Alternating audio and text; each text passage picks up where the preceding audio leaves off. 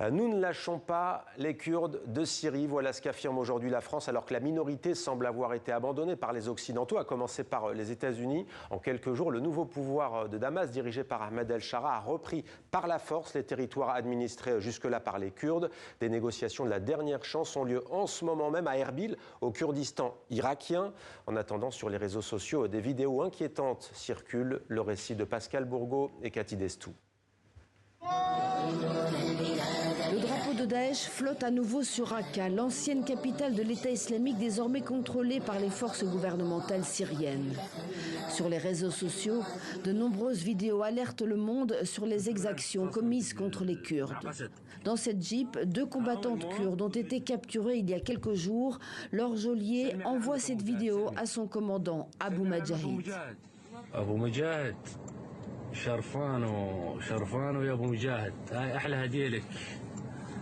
Et ici, un milicien syrien a coupé la tresse d'une autre prisonnière kurde, déclenchant sur les réseaux ces vidéos virales de solidarité.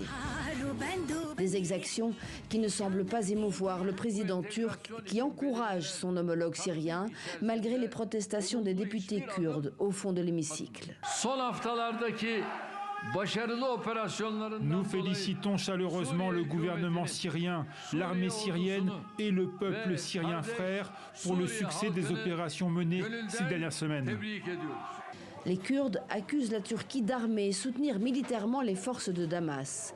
Ces forces, malgré le cessez-le-feu, encerclent aujourd'hui Kobané, privant les habitants d'eau, d'électricité, d'essence et bientôt de nourriture.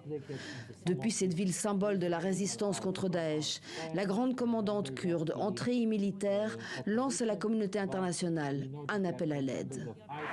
Partout dans la région, les Kurdes se mobilisent. Des bus de volontaires kurdes partent d'Irak.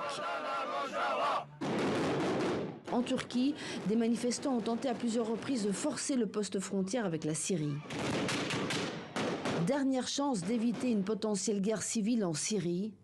Des négociations ont lieu en ce moment à Erbil entre Mazloum Abdi, commandant des forces kurdes syriennes, et l'envoyé américain Tom Barak, sous l'œil bienveillant des leaders kurdes irakiens.